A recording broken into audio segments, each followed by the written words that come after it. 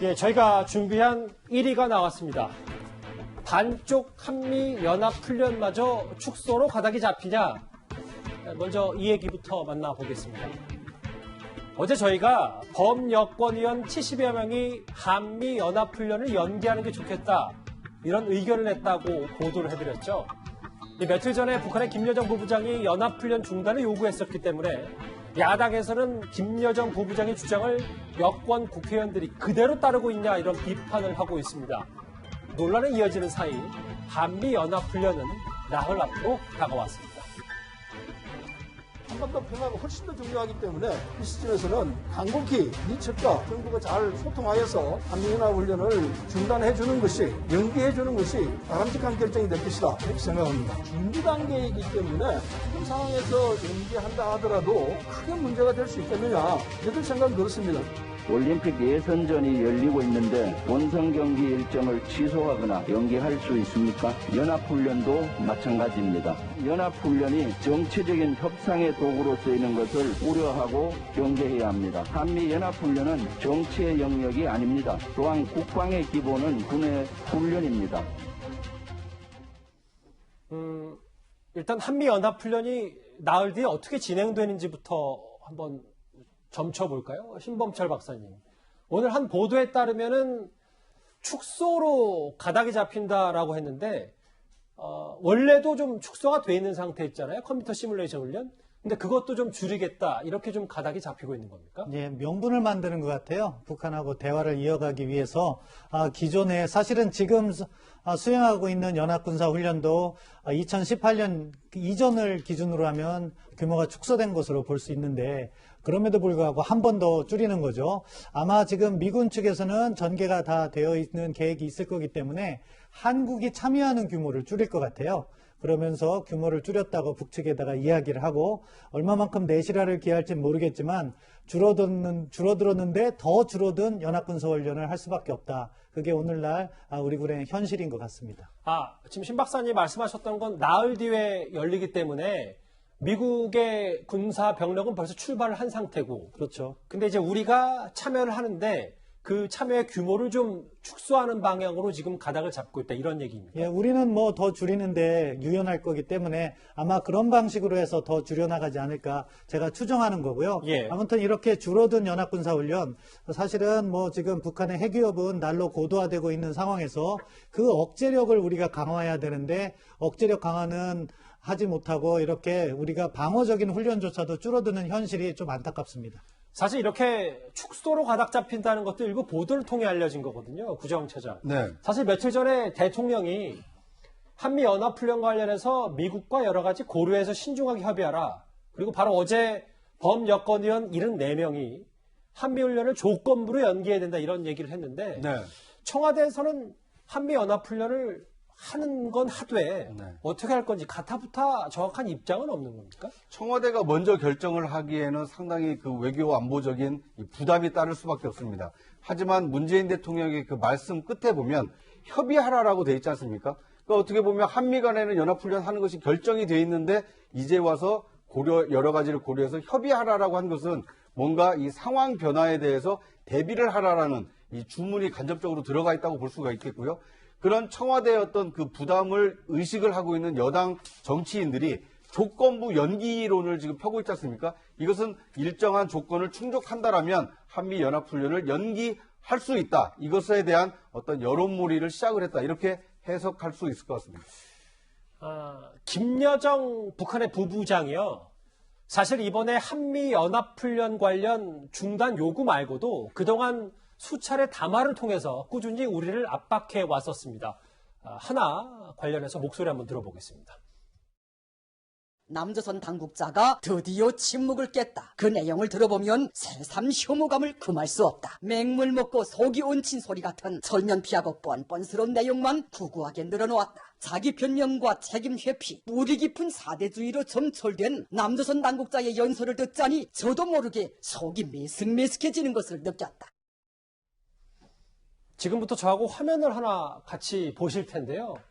제가 좀 미리 전제를 하면, 물론 북한의 그런 김여정 부부장의 담화 때문에 모든 이런 조치들이 이뤄졌다, 이렇게 인과관계를 100% 설명할 수는 없어요. 다만 신범철 박사님, 뭐 대북전단 법이라도 만들라 했더니 여당이 단독 처리했고 북한의 김영철이 정경두 국방장관 자중하라 경고한 뒤에 2달 뒤에 국방장관이 교체되고 이런 일련의 과정들이 정말 김여정 부부장의 압박이 세긴 세구나 이런 사례로 비춰볼 수 있는 겁니까? 예, 뭐 인과관계는 증명이 안 됐지만 까마귀 날자 배 떨어진다는 말이 있잖아요. 마찬가지로 김여정 부부장의 이야기가 나오니까 그것에 따라서 일상적이지 않은 방식으로 정책이 만들어지거나 인사가 이루어진 경우가 있었죠. 그러니까 대북전단 금지법과 같은 경우에도 사실은 법률을 제정하는 과정에서 충분한 공청회를 거쳤거나 아니면은 일부에서 독소조항이라고 지적된 것, 특히 대북전단 금지법을 만들면서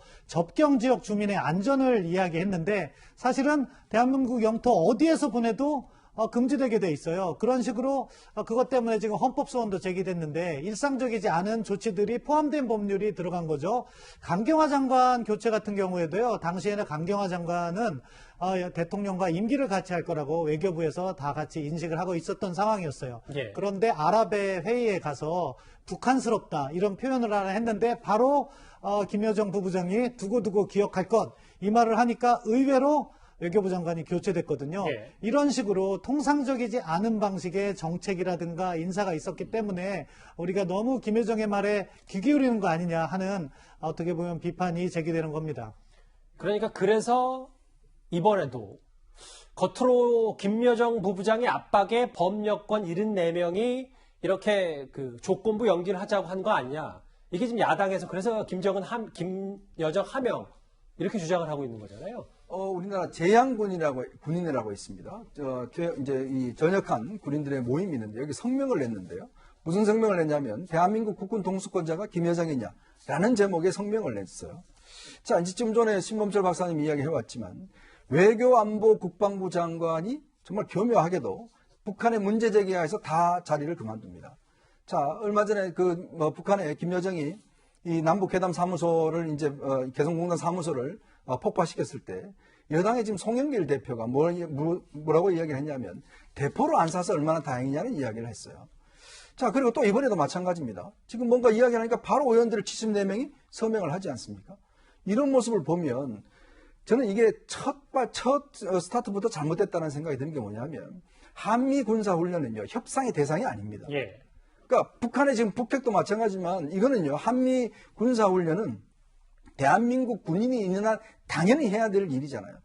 북한군 훈련 안 합니까? 북한군 훈련 당연히 하잖아요. 예. 근데 그걸 협상 대상으로 우리가 벌컥 북한한테 제공해버렸어요. 2018년도에 하노이 회담 등등 한다고 해서 한미 군사훈련을 협상의 대상으로 해버린 겁니다. 예. 그래서 그 다음부터 북한이 끊임없이 군사훈련 할 때마다 이거를 제시를 하는 거예요. 이번 같은 경우는요. 1년에 한 번 실기동 훈련합니다.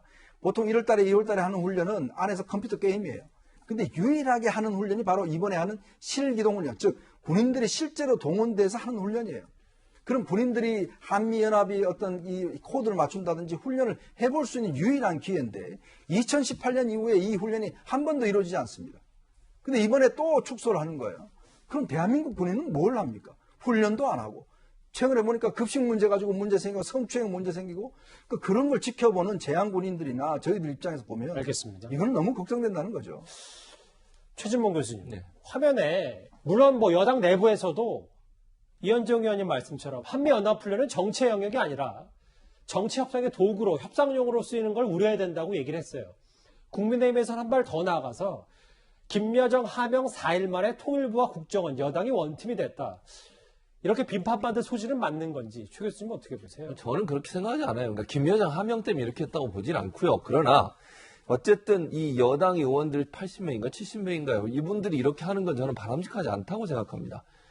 이게 아니 한미 군사훈련은 이게 통상적으로 우리가 방어적 수단으로 하는 겁니다. 그거 자체가 문제가 된다고 보지 않아요. 그리고 한미 군사훈련 어떤 형태로든 이 정치의 영역에 지금 김병주 의원 말처럼 정치의 영역에서 그 협상이 어떤 이 지렛대가 되면 안 된다고 저는 생각해요. 아니 우리가 끊임없이 얘기하는 거잖아요. 한미연합훈련은 이 방어적 수단을 우리가 하는 것이고 북한도 자체적으로 훈련하고 있잖아요. 그럼 그거는 그것대로 가는 것이고 다른 부분으로 접근할 부분은 접근해서 얘기를 해야지 한미연합훈련이 마치 무슨 그 지렛대가 돼가지고 이걸 하고 안 하고를 통해서 남북 간의 관계를 개선한다? 이렇게 가면 아무것도 못합니다. 훈련할 수 있겠습니까, 그러면? 저는 그렇게 보지 않고요. 그래서 의원들이 얘기하는 거는 송영길 대표가 그렇게 얘기하잖아요. 이거는 이미 정해진 것이고. 불가피하다고 왜 불가피하고 지금 현재 나흘밖에 안 남았는데 뭘 어떻게 해도 축소를 하자는 겁니까? 저는 해야 된다고 보고요. 다만 이게 김여정이 하명해서 그렇게 하겠습니까? 저는 그렇게는 보지는 않습니다. 예.